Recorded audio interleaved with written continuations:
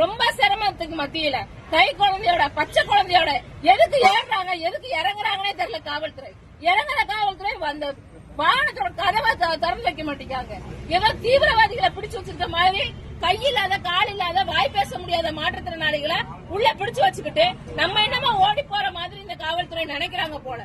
இந்த காவல்துறைக்கு இப்படி அதாவது விடிய விடிய இந்த பஸ்ல வச்சு அலக்கழிக்கணும்னு அவங்களுக்கு சொன்ன அறிவுரையாளர் யாரு?